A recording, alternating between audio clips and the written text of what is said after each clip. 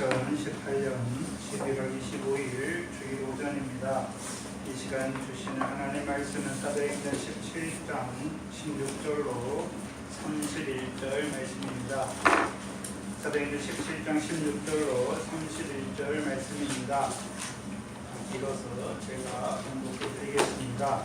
하나님의 말씀으로 받으시기 바랍니다.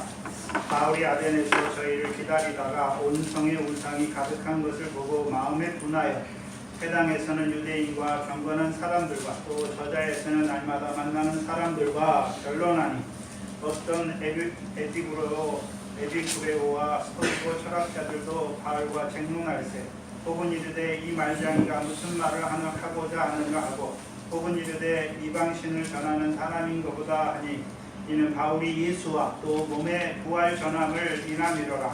붙들어 가지고 아레오바고로 가며 말하기를 우리가 너의 말하는 이 새 교가 무엇인지 알 수 있겠느냐.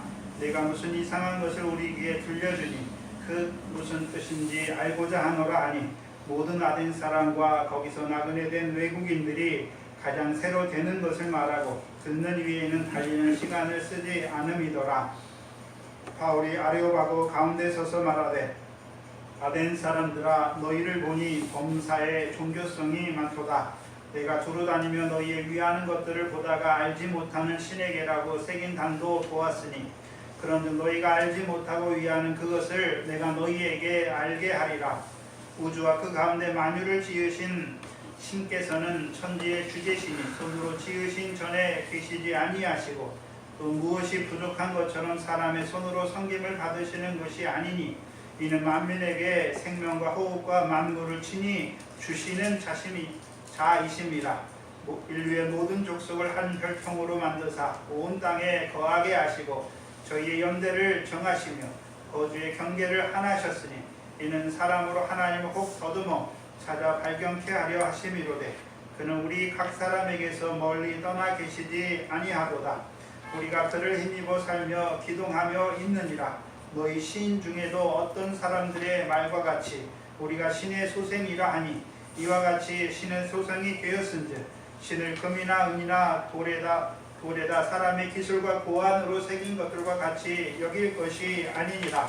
알지 못하는 시대에는 하나님이 홍을치 아니하셨거니와 이제는 어디든지 사람을 다 명하사 회개하라 하셨으니 이는 정하신 사람으로 하여금 천하를 공의로 심판한 날을 작정하시고 이에 저를 죽은 자 가운데서 다시 살리신 것으로 모든 사람에게 믿을 만한 증거를 주셨음이니라 하니라.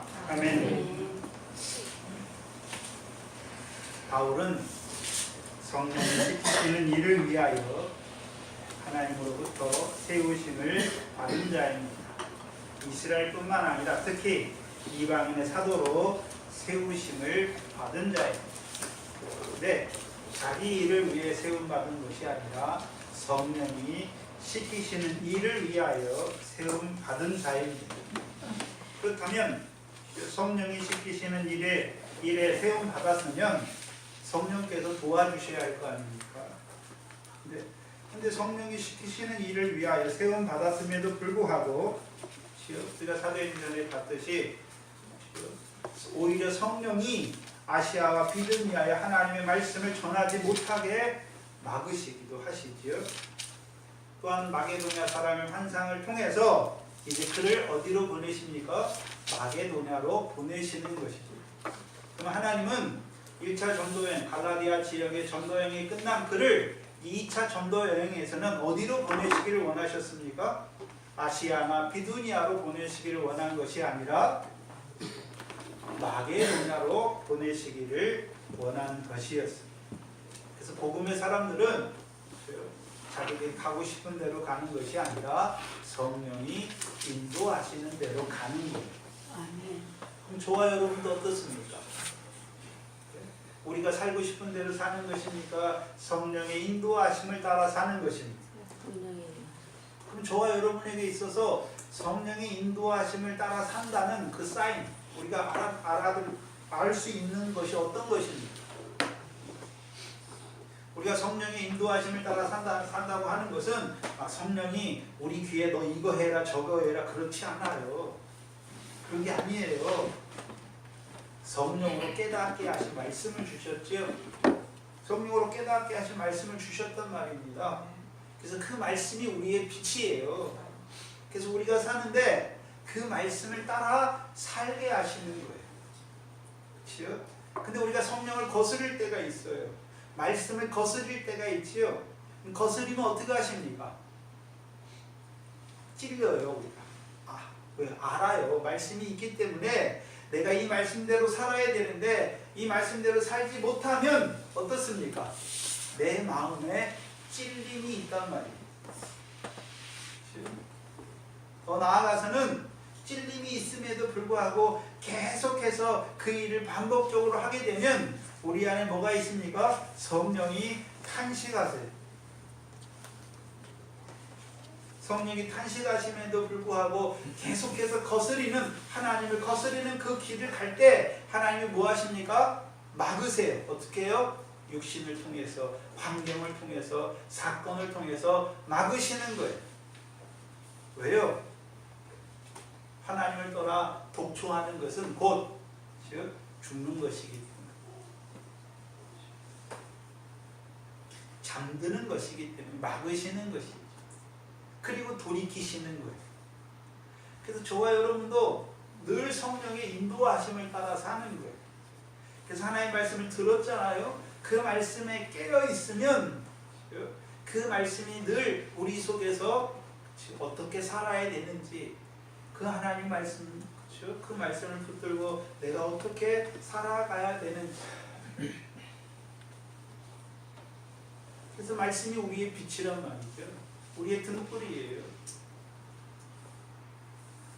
그리고 그 말씀이 우리의 검이 되어서 우리를 좌로나 우로나 치우치게 하는 것들을 어떻게 하는 것입니까? 하나하나 끊어가게 하시는 거예요.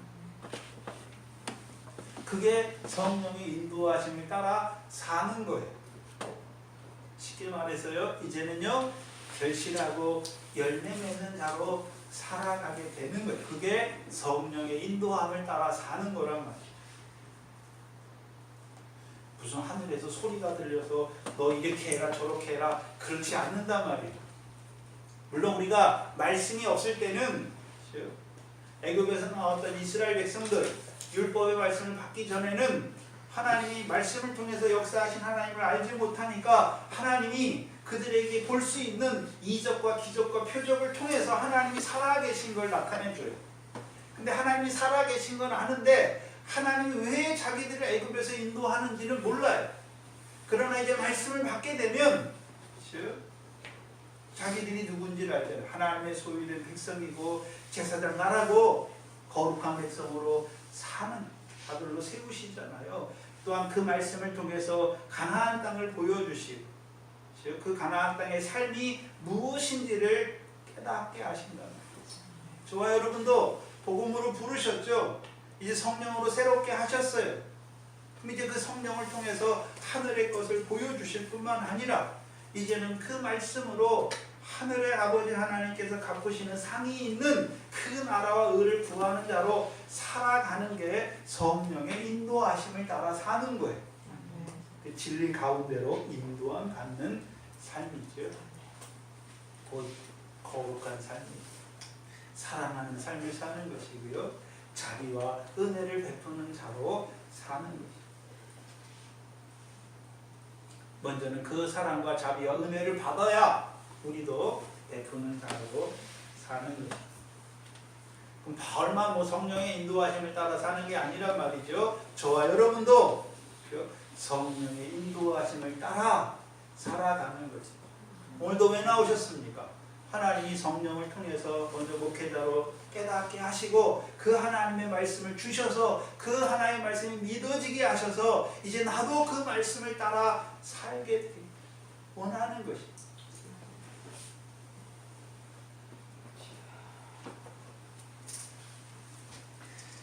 근데 바울은 특별히요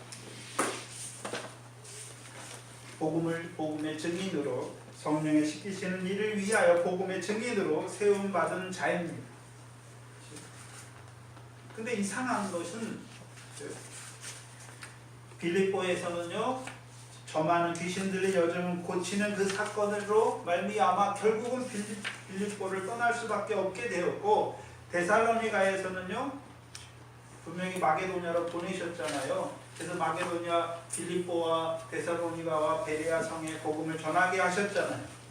근데 하나님은 복음을 전하게 하시고 이제는 빌립보를 떠나게 하시고 데살로니가에서는요 시기하는 유대인들의 소동을 인해서 데살로니가를 떠날 수밖에 없도록 만들어요.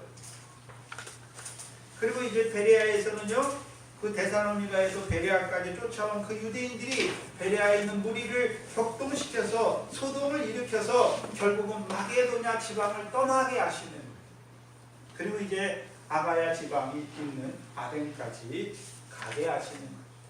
근데 우리가 어떻게 보면 쫓겨다니는 것 같아요. 바울이 시기하는 유대인, 복음을 전하다가도 시기하는 유대인들이 막 소동을 일으키면 막 어쩔 수 없이 쫓겨서 가고 쫓겨서 가고 쫓겨서 가고.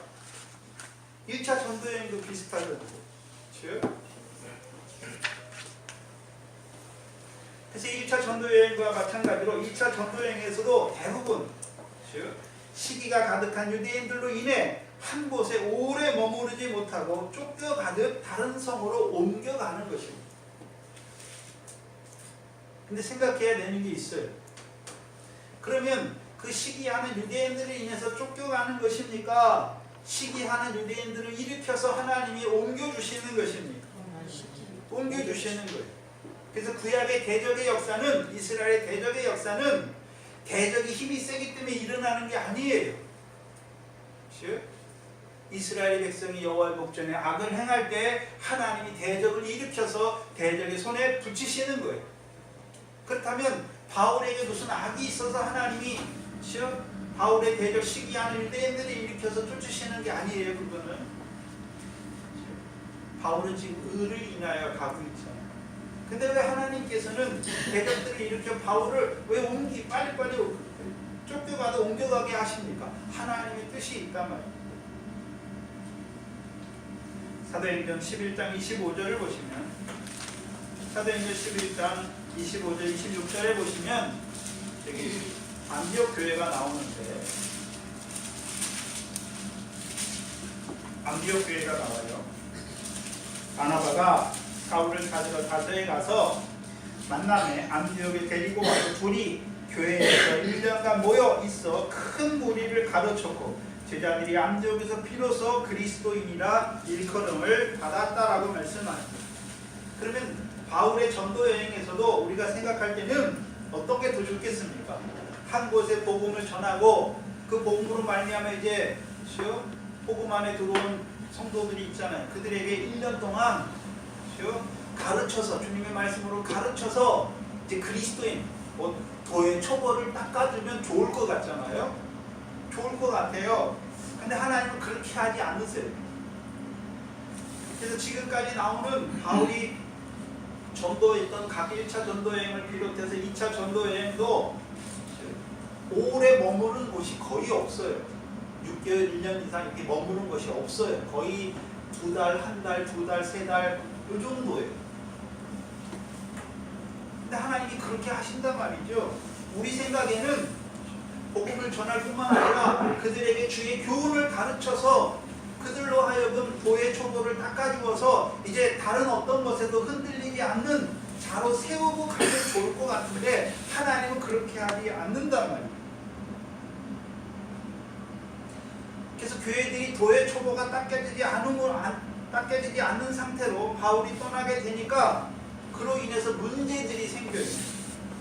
우리가 잘 아는 데살로니가 전서를 한번 보시면, 데살로니가 전서 4장 13절 14절입니다.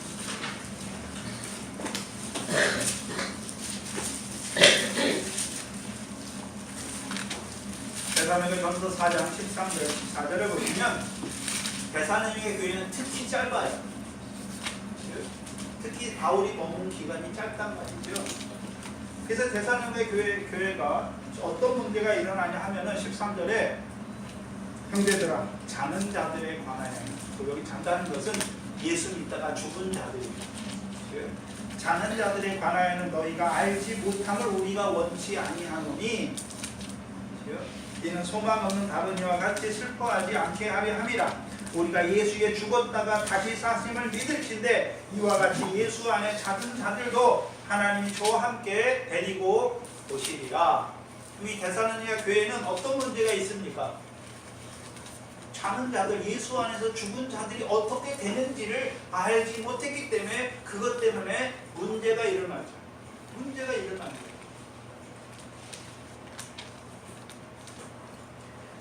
히브리서 6장을 한번 보시면 교회 초보가 나오는데 바울이 안디옥에서 1년간 가르친 것이 교회 초보를 닦게 하는 것이 교회 초보가 나오는데 6장 1절로 3절입니다. 2절입니다. 히브리서 6장 1절로 신약 357페이지입니다. 히브리서 6장 1절로 2절이죠.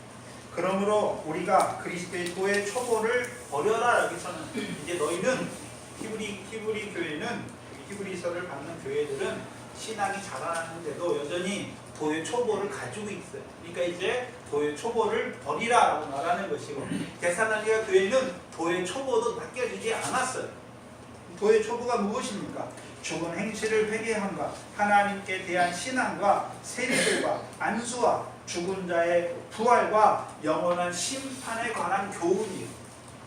그럼 교회 초보가 만약에 데살로니가 교회에 교회 초보가 딱 깨졌으면 부활에 대해서 강론했을 거니까 가르쳤을 거니까 부활에 대한 교훈을 알았으면 그 데살로니가 교회가 예수 안에 죽은 자들에 대한 문제로 그것 때문에 문제가 일어날 리가 있겠습니까? 없겠습니까? 없었을 거예요. 없었을 거예요. 근데요, 이 데살로니가 교회는 교회 초보를 닦을 시간이 없어요. 근데 하나님이 분명히 그것을 아시면서도 바울을 속히 옮기시는 거예요.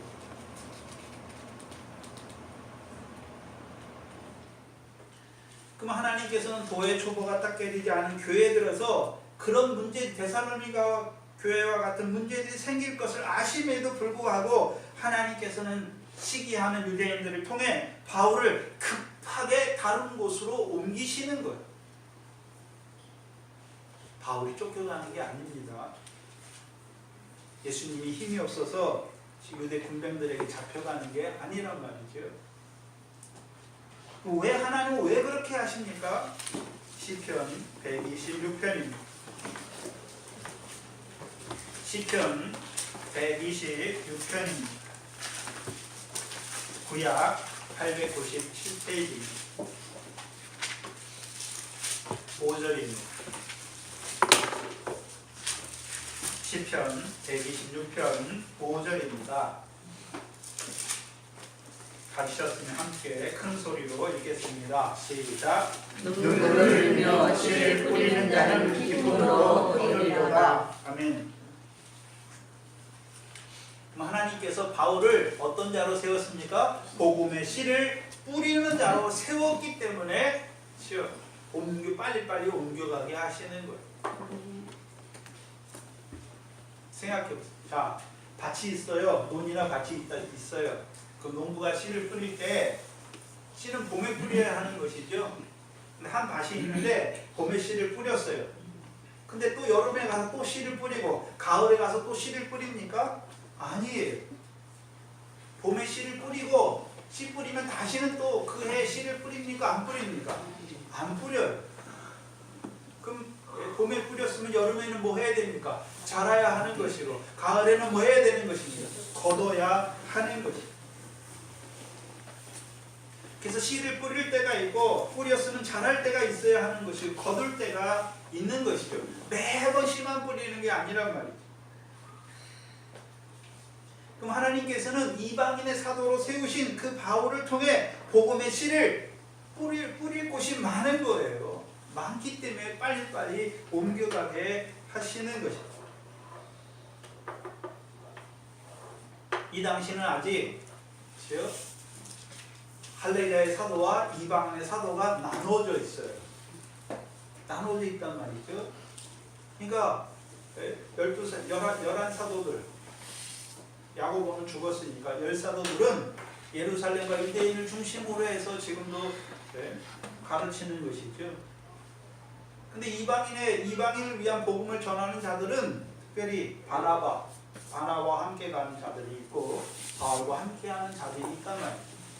비록 흩어진 자들이 복음을 전하지만 그들을 통해서는 교회가 잘 세워지지 않는 것이죠. 그럼 하나님께서는 사도행전 1장 8절 말씀에 땅끝까지 이르게 하시다는 증인들을 바쁘신 거예요. 씨를 뿌리기에, 복음의 씨를 뿌려주기에 바쁜 거란 말이죠. 그래서 이것을 고린도전서 3장에 뭐라고 말씀하시냐 하면 고린도전서 3장입니다. 3장 5절로 6절입니다.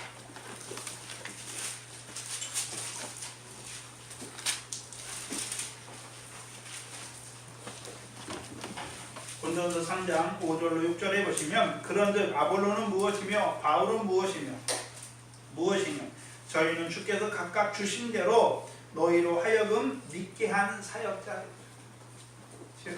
하나님이 안 주시고 하게 하시는 걸 주셨으니까 하게 하는 것이 주시고. 6절에 나는 심었고. 그래서 여기서는 복음의 씨를 뿌린다는 것을 시편에서 씨를 뿌리는 것으로 말씀하고 여기는 뭐 하는 것으로 말씀합니까? 심었다. 그리고 아볼로는 뭐 하는 자입니까? 물을 주는 자다. 근데 누가 잘하게 하십니까?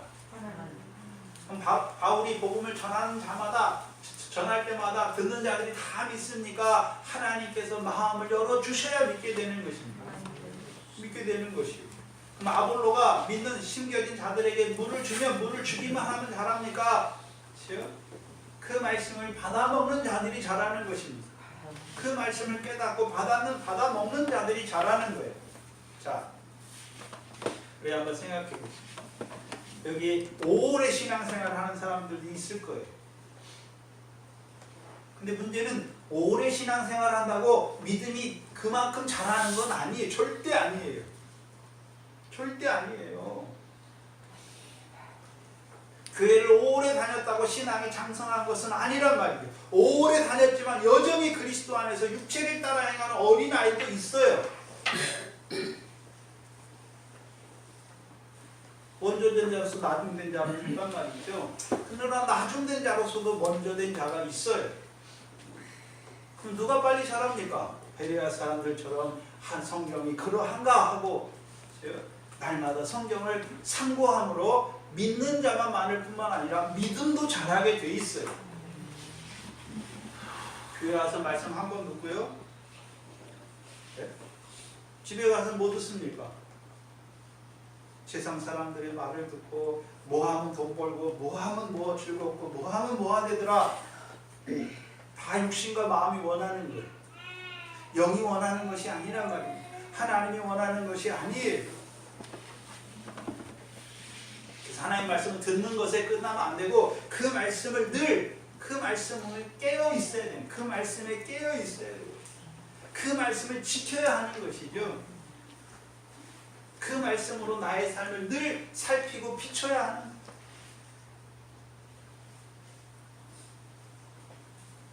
그래야 잘하게 돼 있어요.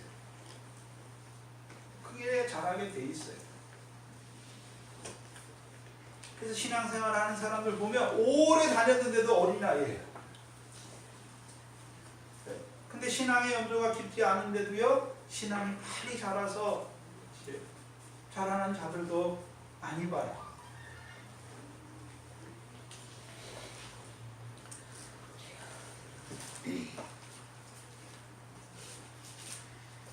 저와 여러분은 이미 전도사님을 통해서 그 첫째 부활의 영광, 순교자 영광을 받잖아요. 이미 순교자 다 됐어야죠. 그렇죠? 근데도 아직도 결실도 없고 열매도 별로 없는 그런 삶을 살고 있으니까 답답한 것이죠.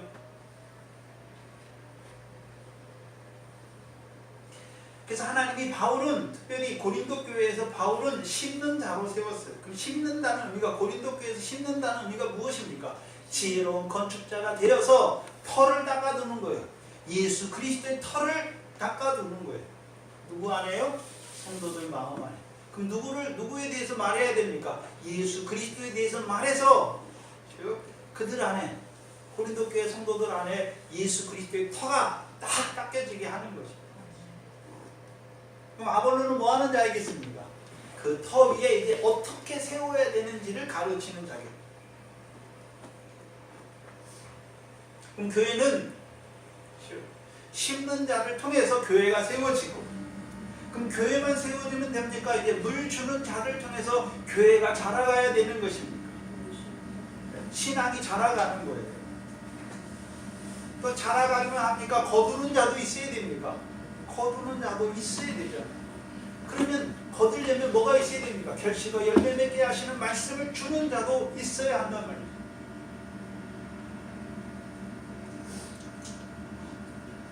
그래서 심어야 될 때가 있고, 물을 주어 자라게 할 때가 있고, 자랐으면 결실을 거두는 때가 있단 말이죠. 또한 심기 위해 세우신 종이 있고, 물을 주기 위해, 자라는 것을 위해 물을 주기 위해 세우는 종이 있고, 거두는 자로 눈과 같이 볼이 받아서 거두는 자로 세우시는 종들도 있단 말이죠.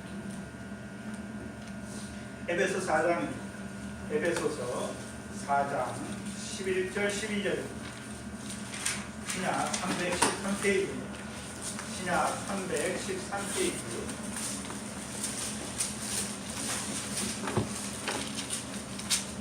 에베소서 4장 11절 12절입니다.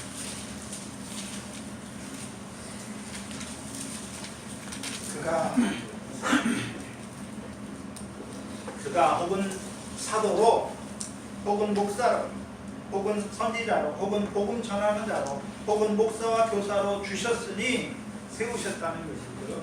이는 성도를 온전케 하며 봉사의 일을 하게 하며 그리스도의 몸을 세우려 하십니다.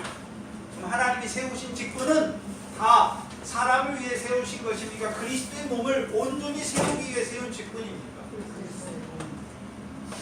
그리스도의 몸을 온전히 세우기 위해 주신 직분이에요. 생각해야 되는 것입니다. 사도로, 혹은 선지자로, 혹은 목사와 교사로, 복음 전하는 자로, 목사와 교사로 세우셨단 말이에요. 근데 생각해야 될 점은 바울을 한번 생각해보세요. 바울은 사도행전에서는 복음을 전하는 자죠. 복음을 전하는 자예요. 그런데 안디옥 교회에서는 복음을 전하는 자입니까? 교사입니다. 안디옥에서는 교사였잖아요. 그래서 1년 동안 교회에 모여 큰 무리를 가르치는 교사. 그래서 그들로 비로소 안디옥에서 제자들이 그리스도인이라 하는 이름으로 불리게 되는 거예요. 또 한 가지는 바울이 갈라디아서를 쓸 때, 갈라디아서를 쓸 때가 언제입니까? 1차 전도여행이 끝나고 예루살렘 공회가 있기 전에 썼어요. 그러면 예루살렘 공회가 49년에 있었으니까 48년에서 49년 초에 쓴 거예요. 갈라디아 교회에 무슨 문제가 있었습니까? 성령으로 시작했는데 행함을 의지하는 자들이 생겼단 말이죠. 율법의 교훈이 생겼단 말이죠.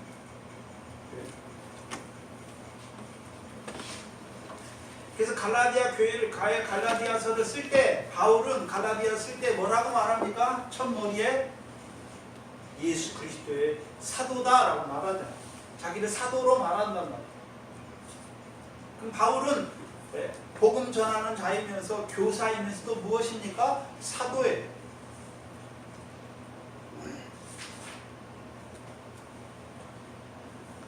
근데 교회마다 다르죠. 안디옥 교회에서는 바울은요 교사예요.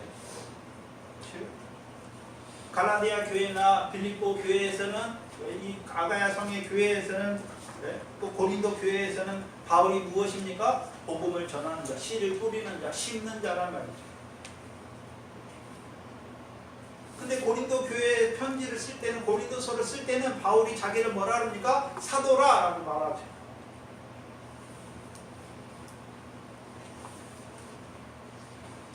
그래서 이제 복음의 씨를 뿌려서 세워진 교회에 이제 그들에게 다시 교훈의 편지를 쓸 때는 다 사도예요. 사도로 쓰는 거죠.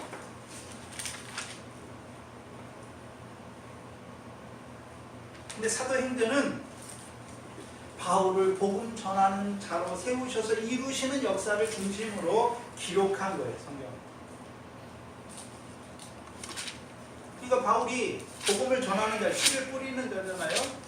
여기에 씨가 뿌려졌어요. 그럼 하나님 또 어떻게 해야 됩니까? 빨리 옮겨야 하는 것이. 그래서 갈라디아 지역에, 마게도냐 지역에, 그리고 이제 어디 지역까지 옮기십니까? 아가야 지역까지 옮기게 하시는 것이죠. 왜요? 씨를 뿌리게 하시기 위해서. 예수 그리스도를 증거하여 이제 그들도 듣지 못해 본 그들도 예수 그리스도를 듣게 하여서 그들도 믿는 자들이 예수 그리스도의 터가 닦여지게 하기 위해서 보내신 거예요. 근데 우리가 사도행전은 바울이 복음의 씨를 뿌리는 자의 중심으로만 기록되어 있어요. 근데 사도행전에 바울이 다니면서 뭐 합니까? 또 편지도 써요. 고린도에서 데살로니가 전서를 써요. 데살로니가 전서 쓸 때 자기가 뭐라고 말합니까? 내가 복음 전하는 자라고 말합니까? 교사라고 말합니까? 사도라고 말합니까?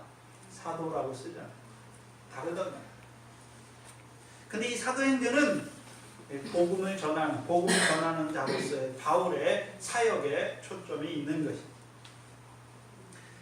그러면 하나님께서 아덴으로 보내시잖아요. 베레아 교인들을 통해서 인도를 통해서 340km 정도 떨어진 그 아덴으로 보내세요. 아테네죠. 그 당시 그리스 로마 세계에서 철학과 학문과 예술의 중심지입니다. 왜 그곳으로 왜 보내십니까? 그곳에서도 복음의 씨를 뿌리게 하기 위해서 보내신 것입니다. 근데 아테네는 철학과 학문이 가장 발달한 도시였지만 아이러니하게도 우상이 가득한 도시이기도 합니다. 좀 생각해 보세요. 철학, 학문이 발달했잖아요. 그래서 서구 유럽의 뿌리, 철학의 뿌리, 학문의 뿌리는 다 아테네예요. 소크라테스가 아테네고, 플라톤이 아테네에 있고, 학문을 집대성한 아리스토텔레스가 아테네에서 나왔어요. 그리고 고대의 모든 철학 사상은 다 거기서 나왔어요. 근대에 들어서 이제 그 아테네가 쇠퇴하고 철학이 독일이나 영국 쪽으로 가는 거죠. 프랑스와 독일과 영국 쪽으로 가는 거죠. 물론 로마 시대 자체는 철학을 없애버려요. 중세 시대, 교회 시대잖아요. 다 버려요. 그러나 이제 르네상스가 시작되고 종교교회 이후에는 다시금 그것들이 꽃을 발하게 됩니다. 르네상스는 뭐냐면 고전으로 돌아가자. 옛날에 소크라테스가 한 게 무엇인지 그걸 다시 읽는 거죠. 어디 안에서 읽느냐 하면 그리스도 안에서 읽는 것이죠.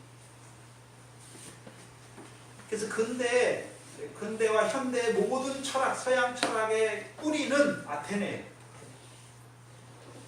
학문의 뿌리도 아테네예요.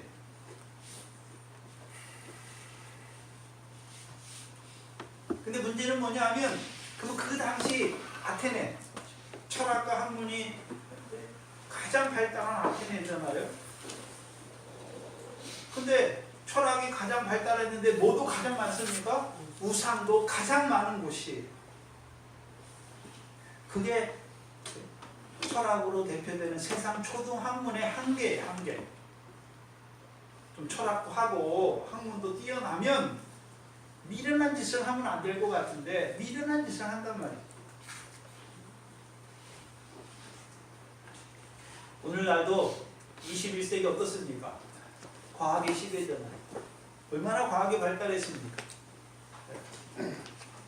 인공위성 통해서 길을 찾아다니는 시대예요.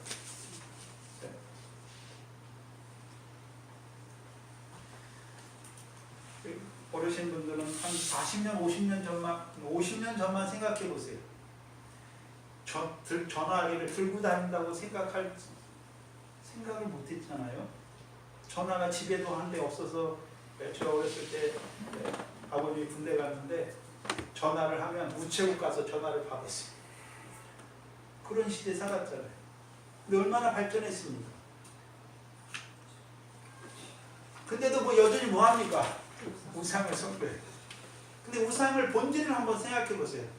대부분의 우상은 누가 만들었습니까? 사람이 만든 거예요. 사람이. 그러면 우상이 사람보다 뛰어날 수 있습니까? 사람이 만든 몸에 사람보다 열등하잖아요. 근데 그걸 보고 신이라고 섬기고 있으니까 얼마나 어리석습니까? 과학의 시대이면서 또한 무지의 시대예요. 그게 세상 초등학문의 한계예요. 오늘날도 얼마나 철학적으로 학문적으로 발달했고 기술체계도 얼마나 발전했습니까? 그러나 본질은 안 바뀌어요. 왜요? 세상 초등학문 아래 있습니다. 세상 초등학문 아래 있습니다. 세상에서 난 사람들이 연구하고 뭘 하는 거예요. 그래서 해 아래는 새 것이 없어요. 살짝 형태만 바뀌었지 본질은 그대로예요. 본질은 그대로예요. 그래서 우리가 생명의 빛이 비치기 전, 예수가 믿어지기 전까지는 우상을 섬기는 자들 결국은 뭡니까? 자기 육신과 마음이 원하는 대로 하고 싶어서 우상을 섬기는 것이죠. 그래서 우상에 갈 때 뭘 가져갑니까? 뭘 가져가잖아요? 그러면 왜 가져갑니까? 내가 우상을 이렇게 열심히 섬기니까 네가 나의 원하는 소원을 들어달라는 것이죠. 들어달라는 거예요. 그게 본질이에요.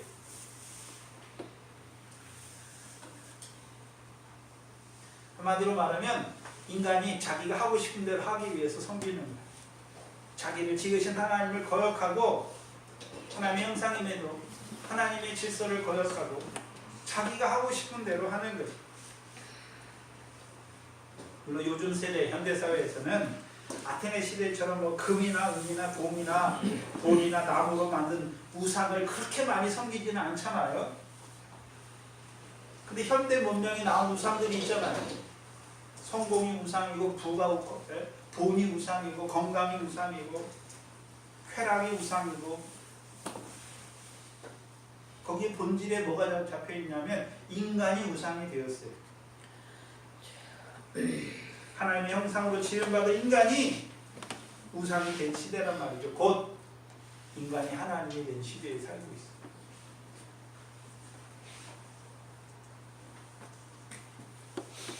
근데 문제는 사람이 지혜 있다라고 말하죠. 스스로 지혜롭다고 하지만 결국 뭡니까? 우준하게 돼요. 하나님의 영광을 바꾸는 자.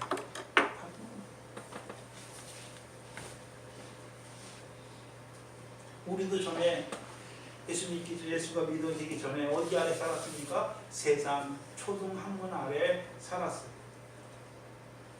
여러분들은 옛날에 예수 믿기 전에는 조상을 섬겼잖아요. 왜 그렇습니까? 유교 철학 아래 있었기 때문에 우리나라는 조상을 섬기고 제사하고 뭘 한 거예요. 그것도 철학의 한 방편이에요. 동양 철학이죠. 유교를 섬겼잖아요. 부처를 섬겼고.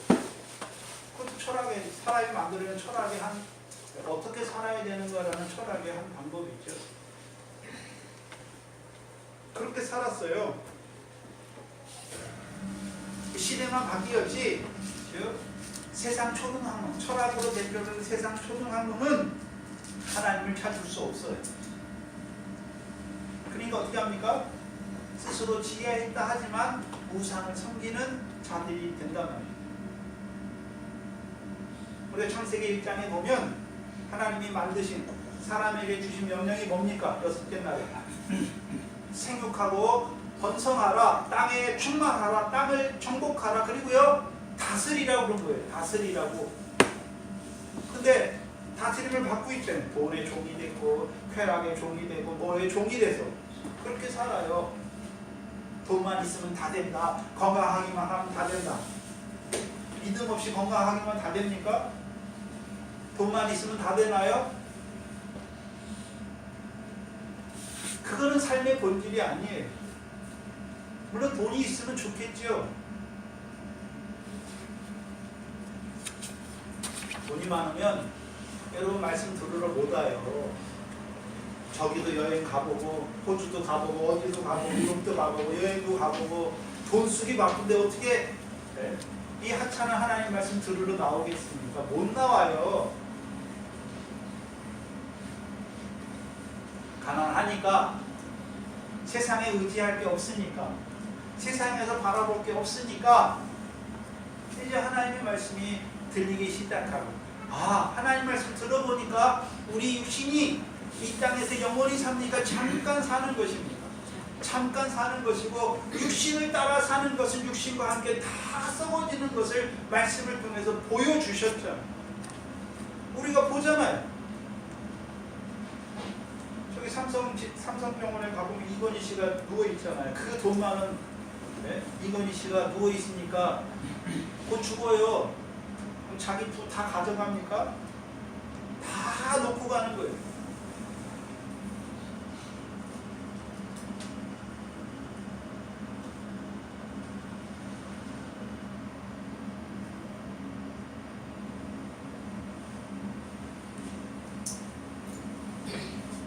형태만 바뀌었지 본질은 그때 아테네나 지금이나 똑같단 말이에요. 똑같아요. 근데 이 아테네 사람들은 세상적으로 공부를 많이 하잖아요. 그러니까 육신의 노동에서는 많이 면제되잖아요. 그래서 아테네 사람들은 육신 벌어먹기 위해서 열심히 삽니까? 그렇죠? 새로 나온 거 그거 말하거나 듣는 거 그것밖에는 시간을 쓰는 게 없습니까? 그 시간을 쓰는 게 없어요. 오늘날도 세상에서 학식이 많고 공부를 잘하면 여유가 있잖아요. 그렇죠? 육신 벌어먹기 살기 급급해서 그렇지 않는답니다.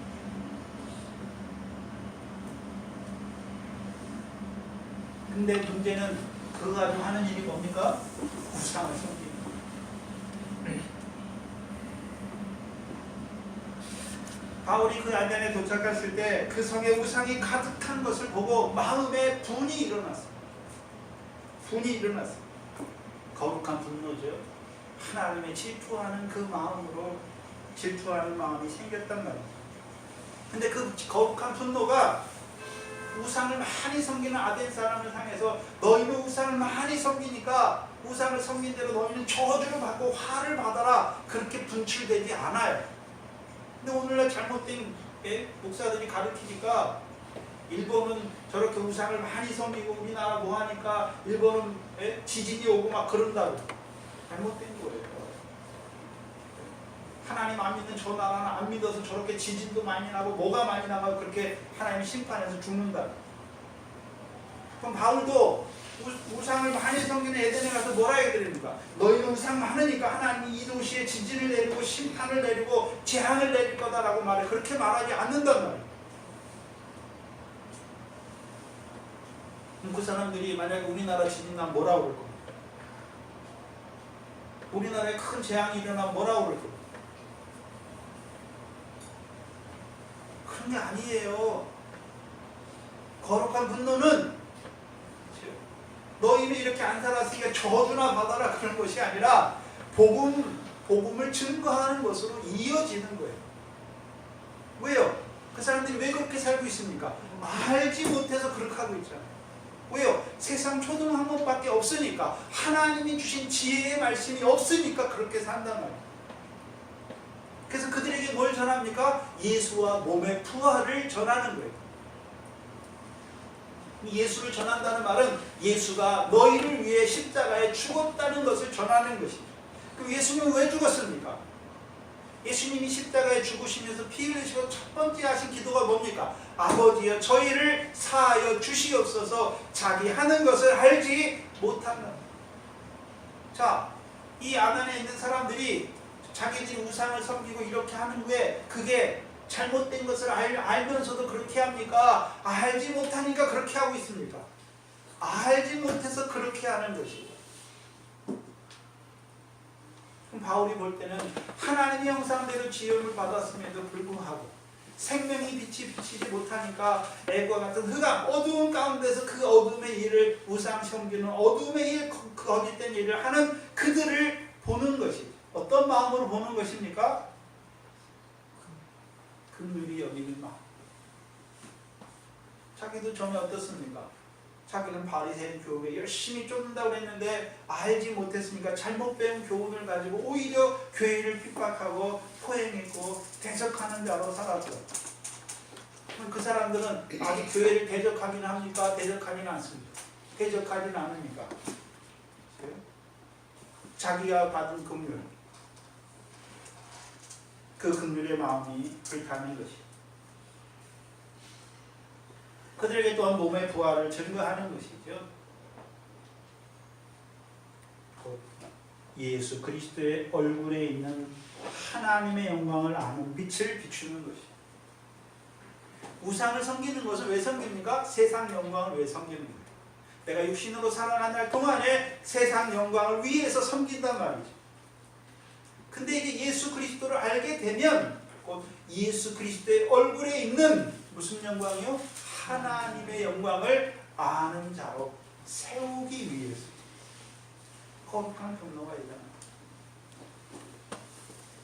그럼 하나님의 영광은 이 세상에 있는 풀의 꽃과 같은 그 잠깐 있다가 없어지는 그런 영광입니까? 영원한 영광입니까? 이 세상의 영광과는 비교할 수 없는 그 영원한 영광을 바라보는 자가 되었단 말이죠. 누가요? 좋아요, 여러분. 그럼 바울은 지금 뭐 하고 있습니까? 세상 영광을 위해 우상을 섬기는 그들, 그 세상 영광과 함께 모든 육체는 풀이고 그 모든 영광은 세상 꽃과 같잖아요. 되면 다 어떻게 됩니까? 다 사라져. 그 신비로와 같은 잠깐 있다 없어질 그 세상 영광을 쫓아가는 하나님의 형상입니다. 그들을 보는 그 안타까움, 그 심정을 가지고 복음을 전하는 것.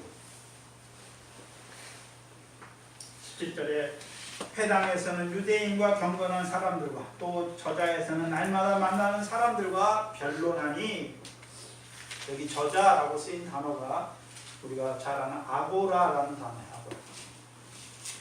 아고라는 사람이 많이 모이는 장소가 아고라예요. 그래서 이 당시에는 시장이나 광장을 말하는 거예요.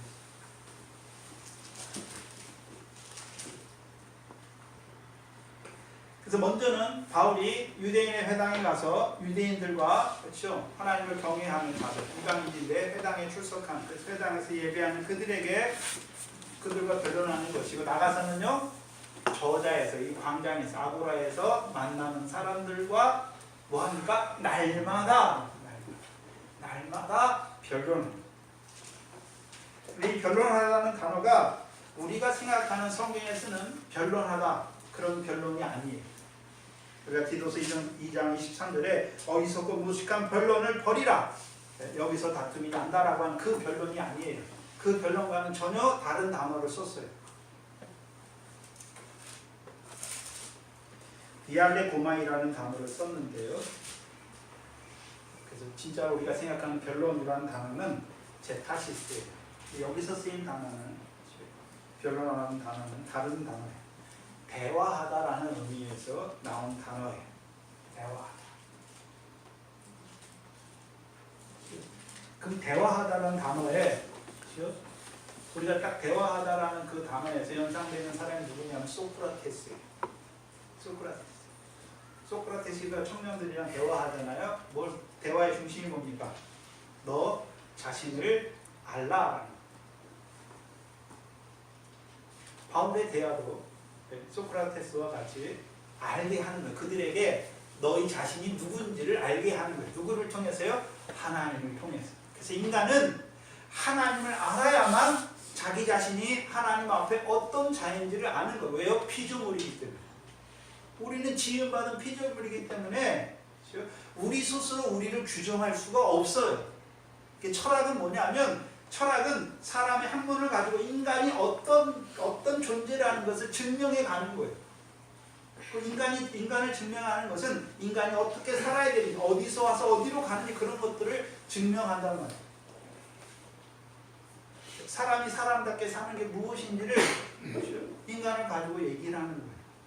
빠진 게 있잖아요.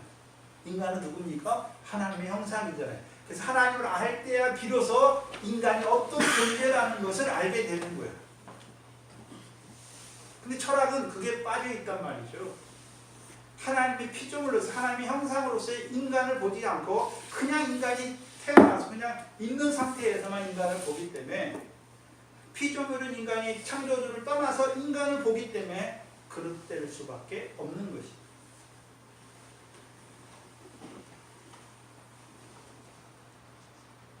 그래서 이 하나님이 이방인의 사도 바울을 쓰시는 것은 바울을 쓰시기 위해서 바울을 길리기아 다소에서 자라게 길리기아 다소에서 자랐다는 것은 그냥 바울이 길리기아 다소에서 자란 것이 아니라 헬라의 문화를 교육과 문화를 다 배운 거예요. 그래서 헬라의 철학도 바탕에 다 깔고 있어요. 그리고 헬라의 수사학이나 이런 것도 다 배웠어요. 그래서 바울의 편지를 보면 헬라의 문화에서 일반적으로 귀족들이 쓰는 편지 있잖아요. 귀족들이 쓰는 편지는 이 사람들은 어려서부터 수사학을 배워요. 수사학을 배워요. 왜요? 이 사람들의 정치는 토론 문화예요. 그래서 어떻게 논리적으로 자기 주장을 설파하느냐. 그래서 수사학이 기본이에요. 말하는 게 기본이란 말이죠. 그래서 논리적으로 말하게 돼 있어요. 그게 수사학이에요. 그래서 내가 내 주장을 말해서 저 사람을 설득해서 동의를 얻는 거예요. 그러면 그 사람이 그 사회의 리더가 되는 거예요. 우리나라도 그렇잖아요. 대통령 선거할 때 누가 말을 잘하고 누가 나라를 어떻게 이끌어 가실지 그걸 말하는 거잖아요. 그렇죠? 물론 그 사람은 생애도 보지만 그 사람이 어떻게 말을 잘하고 나라에 대해서 어떤 비전을 가지고 있는지 보고 뽑는 거잖아요. 똑같아요. 그래서 대부분의 사회에서, 현대 사회에서, 그렇죠? 지도자를 뽑을 때 누굴 뽑습니까? 말을 잘하는 사람 뽑는 거예요. 그냥 아무나 뽑는 게 아니잖아요.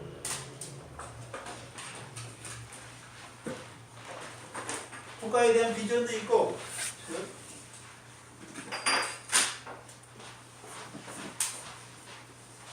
나라를 어떻게 이끌어 갈 건지 그런 것들을 논리적으로 국민들에게 설명하고 설득하고 이걸 할 만한 사람이기로 하니까 뽑는 거죠. 근데 문제는 뽑는 거하고 전혀 다르게 하니까 문제죠. 근데 그럴 수밖에 없어요. 대통령 한 사람이 우리나라를 이끌지 못하거든요.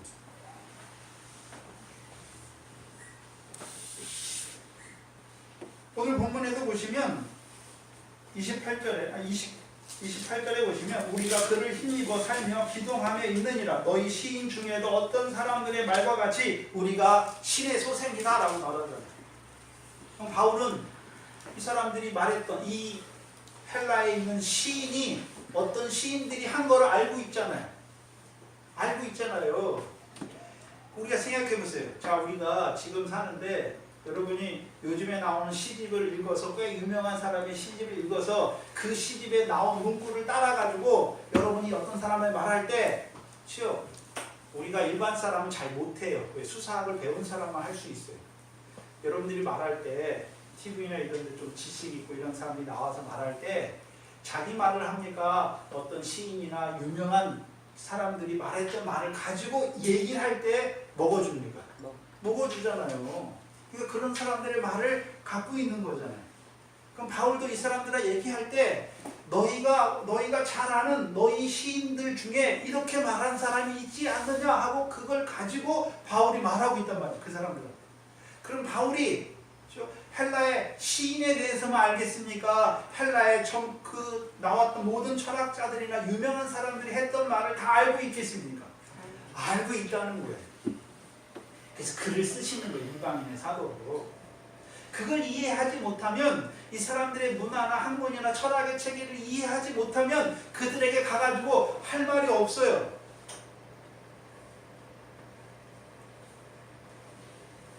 자, 우리나라에서만 살던 사람이 언어도 몰라요. 미국 가가지고 미국에서 뭐에 대해서 말할 수 있겠습니까? 없어요. 듣지도 않지요. 무슨 말을 하는지도 알지 못하고. 온전히 헬라 말을 아는 것이죠. 그리고 헬라 말을 말만 하는 것이 아니라, 그렇죠? 헬라의 지식 체계가 이런 걸 모든 걸 알고 그 사람들을 설득할 수 있는, 논리적으로 말할 수 있는, 그 사람들이 말한 걸 가지고 그 사람들에게 비춰주는 거예요. 그게 벤가지 지혜로입니다. 그러니까 하나님이 바울을 이방인의 사도로 준비시켜 놓으셨고, 또한 그를 가말리엘에서만 교육한 것이 아니라 예루살렘에서 가말리엘 문화에서도 율법의 엄한 교훈 아래서 자라게 하신 거예요. 그래서 유대인에 대해서도 이방 헬라인에 대해서도 잘 아는 사람이죠. 그를 통해서 이제 이방인의 지역에 있는 유대인의 회당에, 그래서 유대인의 회당은 항상 두 부류로 연결되어 있잖아요. 그러나 예루살렘과 유대 지역에, 팔레스타인 지역에 있는 회당은 이방인들은 거의 찾아볼 수가 없잖아요. 거기다 유대인들이 있는, 이방에 있는 이 갈라디아 지역이나 마게도냐 지역이나 아나야 지방에 있는 회당에는 유대인들만 있으니까 이방인들도 섞여 있습니다. 이방인들이 섞여 있잖아요. 그러니까 유대인을 알면서 유대인의 전통이나 유대인의 사상이나 이런 걸 알면서도 그 이방인들에 대해서도 잘 아는 바울을 보내신 거죠. 바나바도 어떻습니까? 바나바도 이 가나안 땅 소생이 아니잖아요. 구브로스에 나서 키프로스에 났단 말이죠.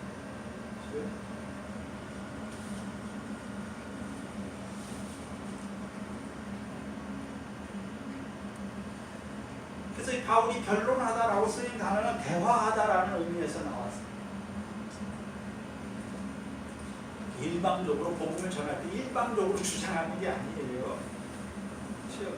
바울이 전할 때도 이 사람들이 어떤 사람인지를 파악하고서 이 사람들이 어떤 사람인지 이 사람들 말을 통해서 이 사람들에게 돌려주는 거예요. 그래서 그 말을 통해서 자기들이 어떤 자인지를 보게 하고 그들의 관점에서 하나님에 대해서 증거하는 거예요.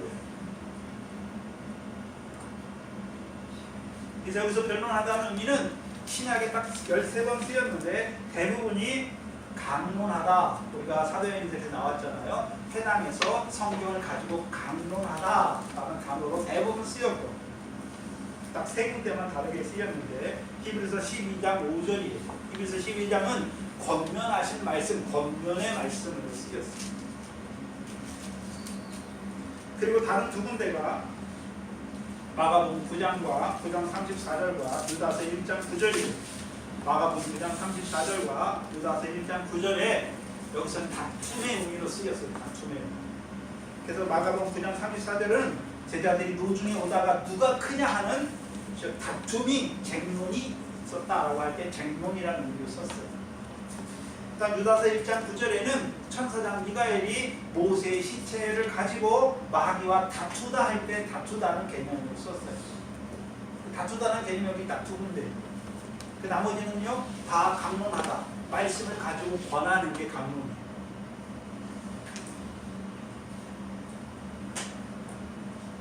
그러면 지금 바울이 유대인이나 회당에 들어가서 유대인이나 경건한 이방인들하고 다투는 것인지 변론하는, 우리가 쓰는 그런 변론이 아니라 말씀을 가지고 강론하는 것이죠.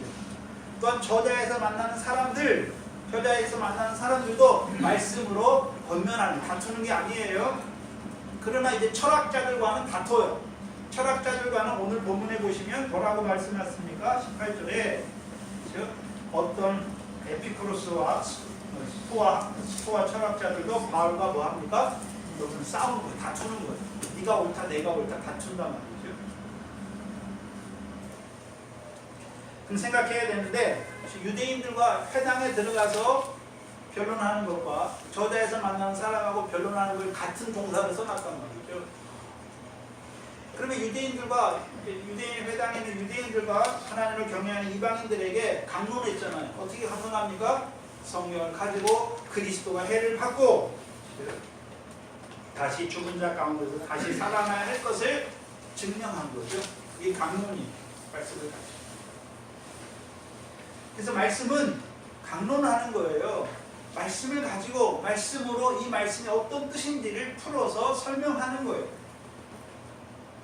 예수님께서 부활하신 후에 엠마오로 가는 제자들에게 성경을 풀어서 성교 구약의 성결을 가지고 그리스도 해와 고난과 부활에 들어가야 될 것을 가지고 풀어줄 때에 그들의 마음이 어떻습니까? 뜨거워지는 거예요.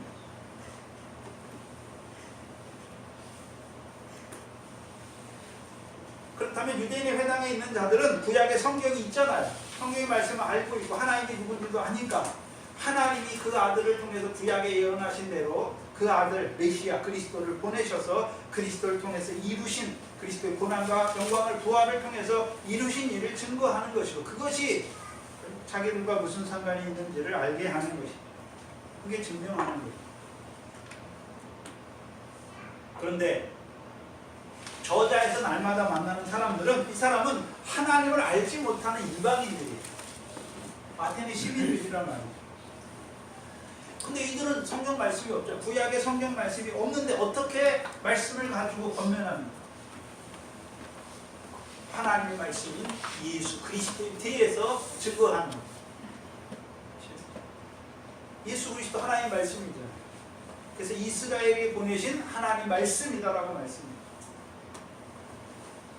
그래서 하나님의 말씀이신 예수 그리스도에 대해서 증거하는 것이죠. 그래서 믿고 믿으라고 권하는 것이죠. 그것을 오늘 본문의 18절 하반절에 보시면 이는 바울이 예수와 또 몸의 부활을 전했다라고 말씀하는 이 바울이 전한 게 무엇입니까? 예수와 몸의 부활을 전한 것이잖아요. 근데 그게 저자에 다니는 일반 사람들한테는 아무 문제가 안 됐는데 그들이 받았는데 이 두 부류의 철학자들 있잖아요. 에피쿠로의 철학자들과 스토이거 철학자들, 에피쿠로스 학파와 스토아 학파의 철학자들을 말해요. 이 철학자들에게는 이것이 뭐가 됐습니까? 별 쟁론하는, 싸우는, 다투는 그런 계기가 됐어요. 그럼 바울이 그 저자에 다니는 이방인들에게 예수와 몸의 부활을 증거했다는 의미가 뭡니까? 그럼 예수를 증거했다는 것은 한마디로 예수가 너를 위해 십자가에 죽으신 것을 증거합니다. 그러니까 예수를 증거했으니까 예수다라고 말하는 것이 아니라 예수가 왜 십자가에 죽었는지를 말하는 거예요. 그렇죠? 우리가 잘 아는 마태복음 1장 21절에 자기 백성을 저희 죄에서 구원하기, 죄에서 너를 죄에서 구원하기 위해 십자가를 지셨다 하고 말하는 거예요. 요한복음 1장 29절에요. 세상 죄를 지고 간 하나님의 어린 양이다 라고 말하는 것입니다. 이게 뭐 하는 것입니까 지금? 유월절을 지키는 거잖아요. 우리가 마태복음에 유월절을 할 때 두 가지 개념이 있었죠. 지키는 개념과 먹는 개념이 있었죠. 지키는 개념이 무엇이었습니까? 마태복음에 나타난 유월절을 내가 제자들과 함께 내 집에서 유월절을 지켜야 되겠다라고 말씀했죠. 지키는 건 무엇입니까? 유월절은 제자들에게 주시는 거예요. 제자들에게. 그래서 유월절 성찬은 누가 참여합니까? 제자들이. 저와 여러분도 성찬을 나눌 때 이방인들이 그냥 성찬에 참여합니까? 제자들이 참여합니까? 제자들이 돼야 참여하는 거예요. 근데 마태복음에 보면 잔을 놓고 살해하실 때 뭐라고 말씀합니까? 이는 많은 사람을 위하여 흘린다. 나의 피, 언약의 피잖아요. 많은 사람을 위해 흘린 거예요. 그러면 유월절을 지킨다는 것은 이제 많은 사람을 위해서 흘렸으니까 바울처럼 전하는 거죠. 너를 위해서, 너의 죄를 위해서 예수께서 십자가에 죽으신 것을 전하는, 그게 지키는 거잖아요. 그래서 주의 죽으심을 오실 때까지 전하는 게 지키는 것이에요. 먹는 자는요, 고난을 위한 유월절이죠. 누가복음에서는 고난을 위한 유월절이 22장이죠. 그럼 예수님만 고난받습니까? 바울도 이 복음을 전하다가 고난을 받습니까? 그리스도의 고난에 동참하는 자가 되죠. 그게 먹는 자예요. 그래서 누가복음에서는요, 많은 사람을 위하여 흘리는 피가 아니라 너희를 위하여 붓는 것이다 라고 말씀하십니다.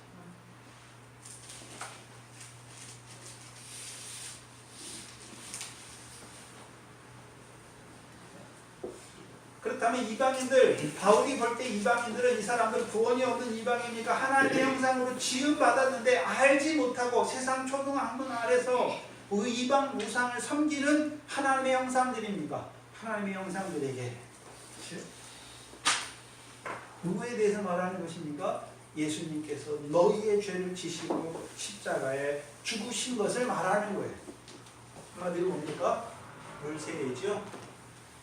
아볼로가 베풀었다. 예수에 관해서 자세히 말하며 가르친 것이죠. 예수에 대해서 자세히 말하며 가르친 것이죠. 그럼 이미 바울은 이때는 신약 성경이 없어요. 그럼 구약 성경을 통해서 이방인도 하나님의 형상, 하나님의 백성이라는 근거가 있어야 될 거 아니에요. 그냥 없이 이방인으로 가라가니까 바울이 가겠습니까? 율법이 얼마나 철저한 사람입니까? 구약 성경에서 그렇구나, 이것이 이방인들을 위한 말씀이구나는 근거가 있었잖아요.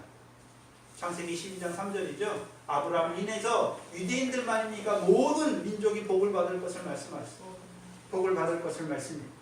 우리가 잘 아는 시편 42편 6절에 하나님이 세우시는 종은 내가 너의 손을 잡아 너를 세워 이방 백성의 언약과 이방의 빛이 되게 하시겠다라고 말하는 거죠. 그래서 이사야에서는 하나님이 세우신 의로운 종이에요. 그 종으로 하나님 누구에게요? 이스라엘 백성에게 언약이 되게 하시고 이방인에게 빛이 되게 하시는.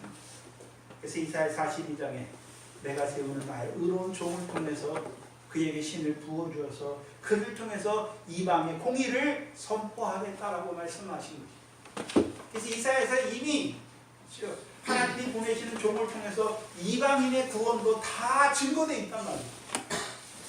근데 바울이 전에 가말리엘 문화에 있을 때 그걸 몰랐어요. 이방인은 구원이 없다라고 생각했지. 근데 복음으로 부르심 받고 나서 하나님이 자기를 이방인의 사도로 세운 걸 생각하고 나서 이제 구약의 성경을 묵상하다 보니까 그게 열리는 것이죠. 아, 하나님이 먼저 유대인을 부르시고 그 유대인들을 통해서 이방인들도 하나님이 그 구원에 참여하는 자들로 부르시는 것입니다. 이방인에게도 복음을 전할 수 있는 것이죠. 근데 이방인은 자기들이 누군지도 모르고 사는 것이죠. 바울은 그들을 볼 때요 안단 말이에요. 그들이 누굽니까? 창세전에 그리스도 안에서 택하신 하나님의 아들들의 영이란 말이죠. 그 영의 육신에 입혀 반응했더니 하나님을 알지 못하는 그 애굽의 흑암 가운데서 우상을 섬기는 자로 살아가고 있는, 세상 초등학문 아래 살아가고 있는 자라는 걸 보는 거예요. 그렇다면 여러분들도 여러분의 안 믿는 자녀나 안 믿는 남편이나 안 믿는 아내나 안 믿는 친척을 볼 때 저거 마귀 새끼입니까? 하나님의 형상입니까? 하나님의 형상이에요. 근데 알지 못하니까 오늘도 흑암 가운데 살아가고 왜 생명의 빛이 비치지 못하니까. 근데 문제는 뭐냐면 우리는 그것을 보면서도 바울처럼 거룩한 분노가 안 생기는 거예요. 바울은 어떻습니까? 하나님의 형상인데 그 세상 초등학문의 어두운 가운데서 우상을 섬겨서 그래서 하나님의 형상인데도 스스로 하나님의 영광을 썩어질 금수와 버러지 형상으로 바꾸는 자들을 보면서 거룩한 분노가 일어나는. 저와 여러분은요? 없어요.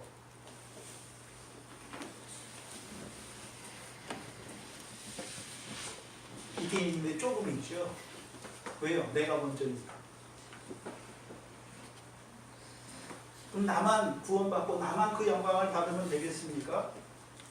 여러분이 사랑하는 여러분의 자녀와 남편은 육신대로 이렇게 세상 조그만 안에 살다가 그 심판의 자리에 가서 영원한 그 심판, 부끄러운 심판을 받으면 좋겠습니까?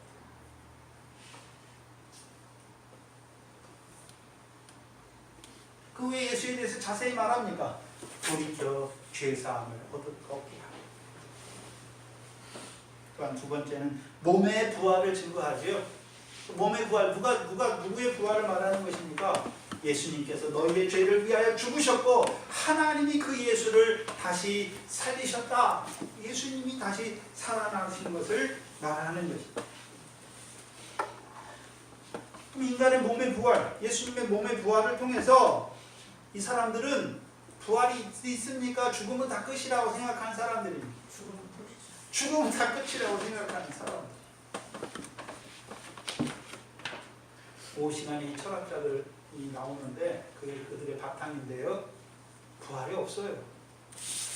부활이 없다라고 생각하는 자들. 이제 죽음은 끝이 아니라 부활을 증거하는 것이죠. 그리스도가 부활의 첫 열매가 됐고 이제 그의 부활을 통해서 우리도 그리스도 안에서 부활하는 것을 말하는 것입니다. 나아가서 몸의 부활은 뭘 포함하고 있습니까? 뭘 포함하고 있나요?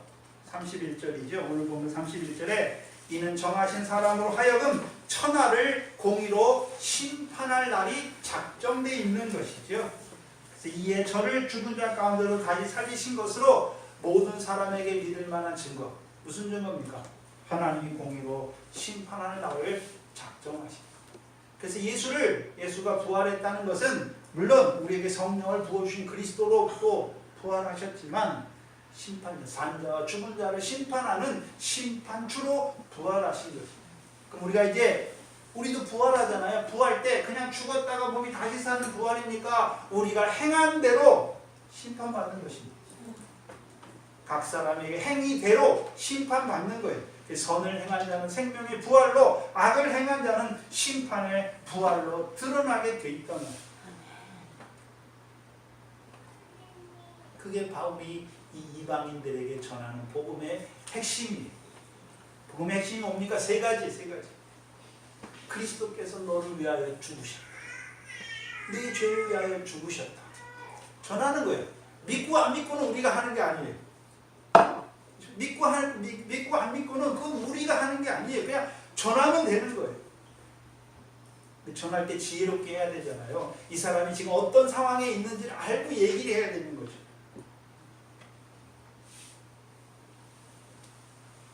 두 번째는요, 몸의 부활을 전하는 것입니다. 이 세상의 삶이 전부가 아니에요.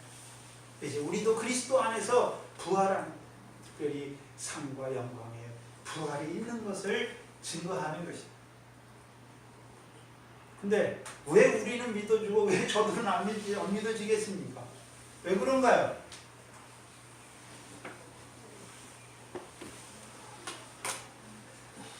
하나님이 열어주셔야 하는 것입니다.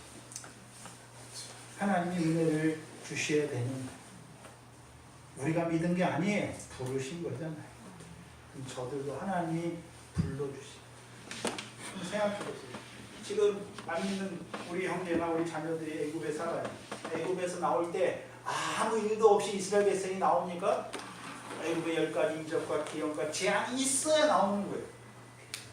애굽에서 육신 잘 되고 애굽 사람들이 괴롭히지도 않고 육신 편하면 안 나와요. 육신이 괴롭고 애굽 사람을 통해서 육신을 괴롭게 하니까 떠날 마음이 생기는 거예요. 이제 떠날 마음, 자기들이 하나님께 속한 자들이라는 거, 하나님이, 그렇죠? 자기들이 하나님의 백성들이라는 거 확실히 하나님이 보여주세요. 말씀이 없어도. 그 다음 이제 떠날 마음을 가졌으면 이제 어떻게 합니까? 이스라엘 백성은 따로 구별해요. 그리고 이스라엘 백성을 못 가게 붙잡고 있는 그것들 다 어떻게 하십니까? 다 치시는 거예요. 왜 예수 못 믿습니까? 돈 때문에, 직장 때문에, 못 때문에. 하나님 다 어떻게 합니까? 다 끊어주세요. 나오게 하세요. 사람이 하는 게 아니야. 사람으로는 할 수 없으되 하나님께서 하시는 거죠. 그렇다면 여러분들도 여러분이 남편이 애굽에 있잖아요. 물론 한 번에 딱 하나님이 하실 때 사인해서 나오면 좋은데 7번째, 8번째, 9번째까지 가서 나오게 할 때는 반드시 그럼 나하고 함께 사는 사람이니까 우리 집안에 뭐가 있겠습니까? 애과 같은 재앙도 분명히 있어요. 근데 천하보다도 귀하잖아요. 목숨이. 육신의 것들이 귀한 게 아니잖아요. 천하보다도 귀한 그 생명. 복음 안에서 그 하나님을 섬기는 자. 살아가는 그것이 얼마나 큰 하나님 앞에 영광스럽고 아름다운 것이겠어요. 우리 자신이 바울처럼 어디 가서 증거하지는 못할지라도 알아야죠. 이제 자라났으면 복음을 증거할 때 뭐를 증거해야 되는지 예수의 십자가와 몸의 부활과 심판주로 세우신 것. 소망하셔야죠. 즉 나를 통해서 보내신 하나님이 내게 붙이신 자들도 즉 나와 같이 이 썩어질 세상 것을 바라보는 것이 아니라 하나님께서 우리에게 예수 그리스도 안에서 보여주신 그 상과 영광을 바라보는 자들로 살려주시기를, 또한 나를 그들에게 보내어 주시기를, 내 입을 열어주시기를 기도하는 저와 여러분 되시기를 주의 이름으로 축원합니다. 기도합니다. 하나님 감사합니다. 오늘 바울을 통해서 그 아들을 향한 바울의 거룩한 분노를 우리에게 보여주셨습니다. 하나님, 우리가 하나님 앞에 참으로 그 애통하고 탄식하는 마음이 없는 그런 어리석은 자들, 우리가 하나님의 은혜를 받았고 하나님의 긍휼을 받았고 하나님의 사랑을 받았지만 우리가 그 은혜와 긍휼과 사랑의 통로가 아니라 오히려 그 은혜를 나만 받는 자로 살아 미련한 저희들, 이제는 우리를 통해서 그 하나님의 사랑이, 그 복음이 증거될 수 있도록 우리를 붙들어 주시옵소서. 우리를 세워 주시옵소서. 또 하나님의 형상이면서 그 세상 초등 한문 아래 종로를 타는 자들을 보는 눈을 우리에게 열어 주시옵소서. 우리 안에도 거룩한 분노가 일어나게 하셔서 그들에게 우리를 통해서 복음이 증거되게 하셔서 그들도 이제 그리스도 안에서 그 부활의 영광을 바라보는 자로 살아가는 그 육신의 남은 때가 될 수 있도록 은혜 베풀어 주시옵소서. 이 교회를 붙들어 주시고 늘 이 교회가 복음을 증거하고 이제 사망의 죽은 자들을 살리며 음부의 권세 아래 있는 자들을 살리며 이제 그 첫째 부활의 영광까지 자라가는 교인들로 생육하고 번성할 수 있도록 인도하여 주시옵소서. 하나님 앞에 나올 때 하나님께서 우리에게 주신 것들 가운데 천지에 있는 것이 다 하나님의 것이고 그것을 우리에게 육신으로 산 날 동안에 잠깐 천지와 같이 우리에게 맡기신 것을 바라보게 하시고 이제 그것을 예물로 드리게 하신 그 하나님의 뜻 안에서 자원함으로 하나님께 드린 물질, 하나님의 뜻에 합당하게 쓰여지게 하시고 하나님께 드린 자들에게 주께서 영광 가운데 그 모든 것들을 은혜대로 채워 주셔서 더 많은 것으로 하나님께 감사하는 자들이 되게 하여 주시옵소서. 이 교회에 속한 권속들, 우리 이래와 소유로부터 작년에 이르기까지 늘 하나님께서 지켜주시고 보호하여 주시고 때마다 은혜를 내려주셔서 하나님의 백성으로 살아가기에 부족함이 없는 저희들 되게 하여 주시옵소서. 아멘. 우리 혁진이와 강변자 목사님 연단 가운데 있어 하나님께서 그 연단을 통해서 하나님의 뜻이 이루어지게 하여 주시옵소서. 감사합니다. 예수님의 이름으로 기도하옵나이다. 아멘.